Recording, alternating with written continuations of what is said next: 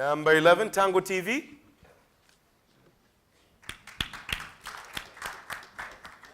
So hi everyone, I'm Victor Joseph. I'm founder and CEO at Tango TV. So Tango TV is basically we are a video on demand platform for local African content. So think of us like a Netflix, but for local African content. Yeah, so it turns out local content is actually a pretty big deal in Africa. So you move around Africa, people do not relate to, say, Batman or Game of Thrones. So we have our own local content in our own local languages that's quite popular. It's worth a lot of money. And basically here we have, so there is West Africa, Nollywood. So here is Nigeria and Ghana. And then we have East Africa, which is Swahili content. And the smaller markets in South Africa and some other countries. So Swahili is basically in East Africa, so Tanzania, Kenya, Uganda, Rwanda, Burundi, and Congo. Now, as much as this content is loved, the problem is that distribution of this content is currently broken. So it's mostly reliant on DVDs, and they're just difficult to deal with. They are difficult to move from one point to another, and there's piracy. Users cannot easily access the content that they want, and it's just becoming obsolete. So what we are building, what we have built is we want to distribute this content over the internet, online. So what we've built is, I'm quite proud of this, it's world-class streaming service targeting African local content. So our technology stack is just a bit shy of what Netflix offers. It's very customized to work in the types of connections that we have here in Africa. We hold currently probably the largest collection of Swahili films that can be streamed online. We have implemented payment using mobile money. Our front end is impeccable playback experience. Users do not complain. It streams perfectly. So we have caching to enable better user experience on slower connections. And we have also enabled saving for offline viewing, so you can download when you're on a good connection, and you can watch later when you are either out of data reach or you're just out of data. So the market is huge. So across the world, we have probably over 160 million Swahili speakers. So Swahili is sometimes termed as the most spoken language in Africa, so it's huge. Smartphone penetration is increasing. More and more people are coming online, and when they do, they want to find local entertainment on these devices. And also because of mobile money, it's easy to pay. I mean, this would have been a problem maybe 10 years back when no mobile money, so people have to use cards. But now we have mobile money, it's huge. So if you ask me, I would say VOD is probably the best opportunity for Africa after mobile money. So what we've done so far is we have built, as I said, amazing technology to enable this streaming service. So we have content delivery infrastructure, which is pretty good. Our encoding and our videos is pretty amazing. We have over 2,000 hours of local content. We raised over $85,000 in seed funding to take us this far. So we charge, it's mostly subscription, although we have different packages, sometimes pay-per-view or hybrid model, but we focus mostly on subscription, and we're starting at $4 a month. So this is a model that people already understand. They use this for other digital TV, like DSTV and the likes of those. Yeah, so this is the team. I did business from the University of Dar es Salaam. My CTO is, he has a Bachelor of Science in Computer Science from also the University of Dar es Salaam. He's pretty good. He's pretty smart, and he's basically been building our entire infrastructure. Obviously, we have other members of the team who deal with graphics design and contract licensing deals and things like that. So we are raising $500,000, and a big chunk of this is going to go into developing original content in local language. So the idea is to develop our own form of Game of Thrones, for instance. So something that a lot of people can engage with and love, and subscribe month after month to just watch newer and newer episodes. Also user acquisition. So far, we have been focusing on social media marketing, which works pretty well.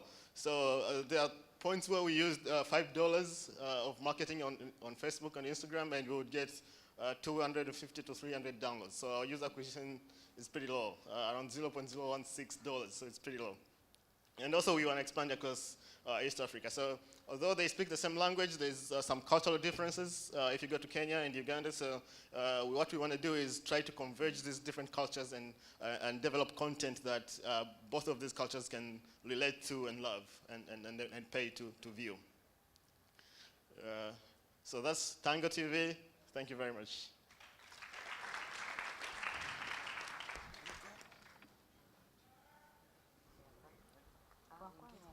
Got a few questions for you.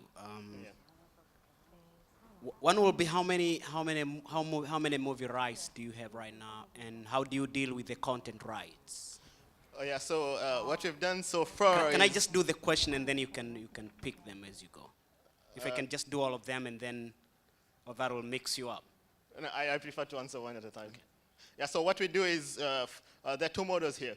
What we have done so far, because we were studying, we basically went and licensed this content. We paid for it up front. So we paid for the streaming license.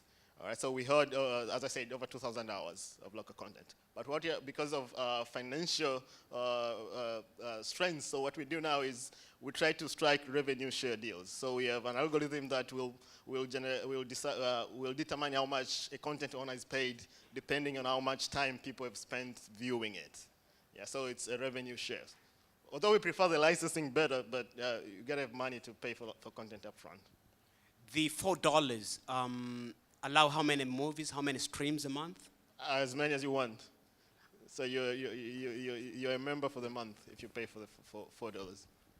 And the value of the company currently, you have only raised $85,000. You're asking for $500,000 against what equity?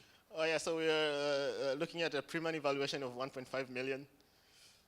Based on what asset base? So I think valuation is based mostly on negotiations with the investor. That it could go up or down. So I can say we have done any financial analysis or whatever to come up to that valuation. I have to be honest here. I just want to ask, so how much money have you generated from these $4 a month in your 2 years? You're saying how much money have you generated? Yeah, so we launched last year and did a test run for a couple months. We got over 30,000 installs, downloads on the platform, and people were actually watching the movies.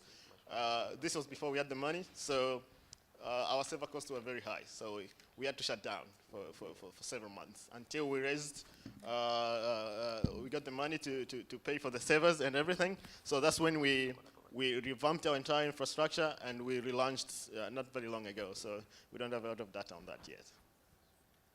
How much? Not much, less than $500. You said you wanted to launch your own or create your own content? Yeah. Why are you doing that? Yeah, so local content is loved, but recently there has been a problem with the quality of the content because the market is not very well structured. So what you find is that the quality of content that is being made is becoming lower and lower in time. As a result of that, people have started to opt out of watching local content. So we want to kickstart that by putting a little money in producing really good, really quality content that people would love. And hopefully the rest of the producers will pick up on that, and maybe we can then focus just on licensing. But based on our study, other VOD platforms across the world have actually made more money by producing their own content based on the data they get from the users. Yeah, that's Netflix basically. But the money they have in order to do that is much more than $500,000, as you can imagine. It's very expensive to create content. So do you know how much it costs? And yeah, so local content is not as expensive here as it is in the US. Yeah, so with a budget of $50,000, maybe you can make a pretty good series here, because it's very low budget. There are no visual effects, no nothing like that. They're basically family dramas or romantic dramas. They're not very expensive to make.